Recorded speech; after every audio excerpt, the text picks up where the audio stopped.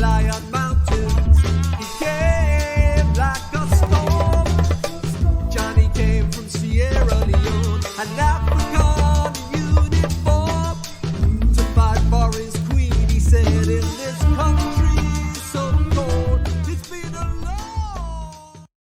Few stories resonate in the annals of Black history archives like that of Flight Lieutenant John Henry Smythe, a Sierra Leonean and British legend whose journey from the streets of Freetown to the skies of Europe exemplifies courage, resilience and extraordinary achievement.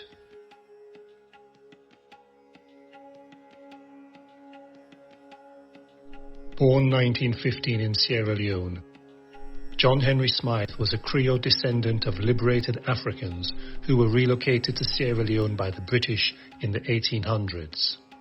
In 1940, Europe was involved in World War II. Britain turned to its colonies in Africa and the Caribbean for people and resources to help fight the Nazis. Africa supplied Europeans with gold and cocoa from Ghana, diamonds from Sierra Leone and South Africa, tin from Nigeria, rubber from Uganda, oil from Trinidad and Aruba, and bauxite from Guyana and Jamaica. Billions of African and Caribbean people throughout the British Empire helped Britain via their labour. More than 600,000 African soldiers fought for the British in Africa, Burma and Malaysia. Johnny, as he was popularly known, volunteered to join the Royal Air Force Bomber Command.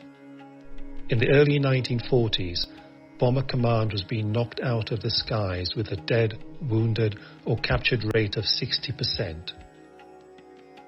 Johnny trained as a pilot, but due to his high level of mathematical skill, he was retrained as a navigator. Johnny achieved 27 flights before disaster struck.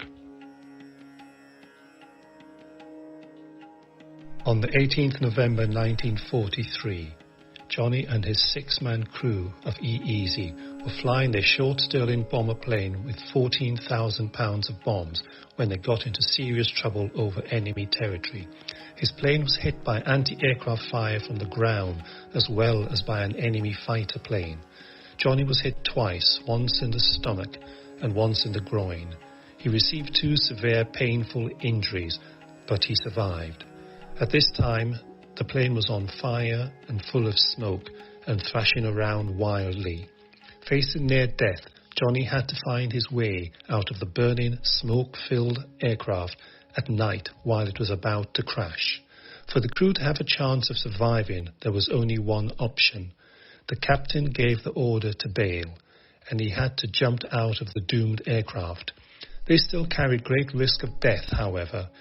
He could be shot by more anti-aircraft fire, his parachute might not open, and if it did open, it could catch fire, and he could be hit by another aircraft or even by part of his own plane and die.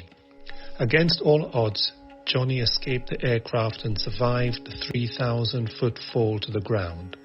This was remarkable because a parachute might open safely, but it was still possible to land on a church spire or a lamppost and be killed that way, or land on a steep roof, in water, in a tree and be strangled by the parachute rigging.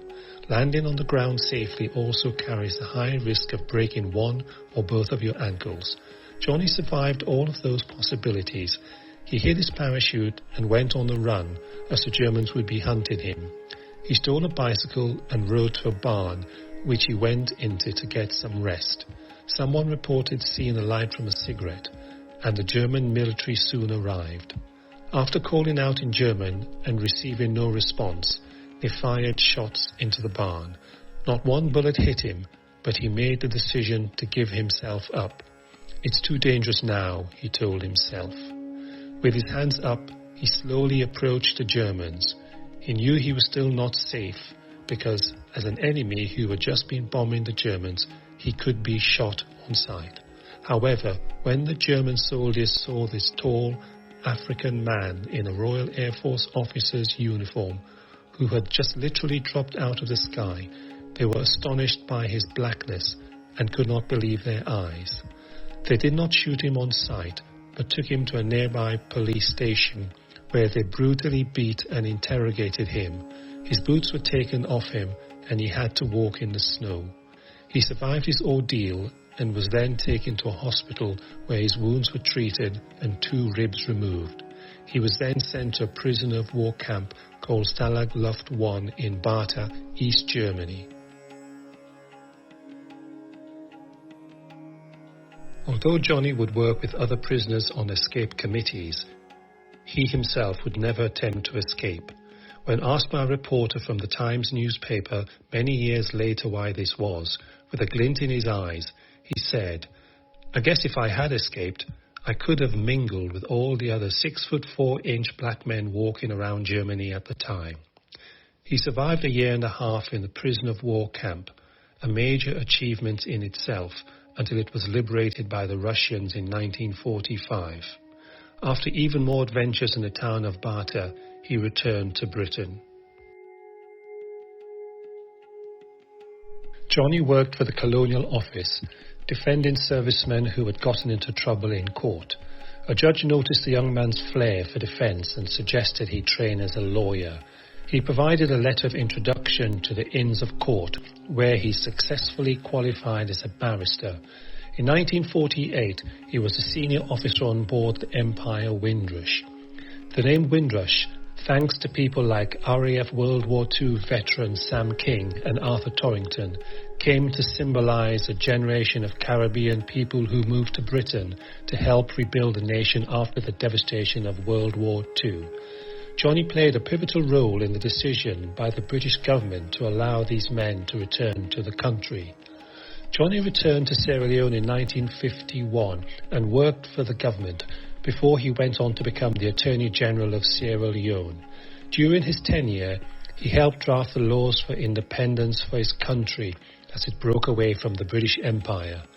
Johnny toured the United States as a government official to observe their legal systems. During this time, he met President Kennedy in the White House and attended the famous Martin Luther King Civil Rights Rally in 1963. Additionally, he gave lectures at prestigious universities such as Harvard, Yale, Stanford, and Columbia. After a successful career with the government, Johnny established his law chambers and later became a Queen's Counsel.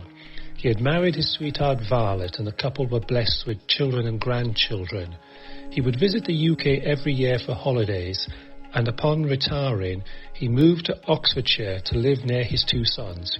Johnny passed away in 1996, aged 81, and was buried at the church he attended with his wife in Thame, Oxfordshire. The remarkable story of John Henry Smythe symbolises the massive physical and material contributions that came from Africa and the Caribbean to help Britain win World War II, and the drive to survive, thrive, and achieve against all odds. Henry Smythe's story has been told many times on Black History Walk's 16 walking tours across London and in their presentations on World War II at the Imperial War Museum.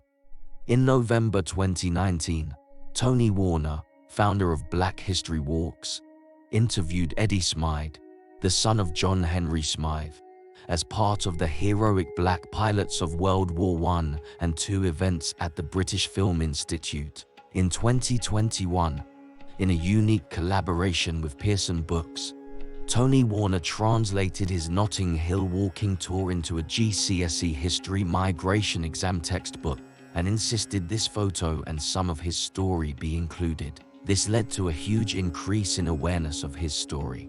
Lavinia Stennett of the Black Curriculum, having attended a walk and heard the story, agreed to sponsor this animated video. There are many more such stories. From the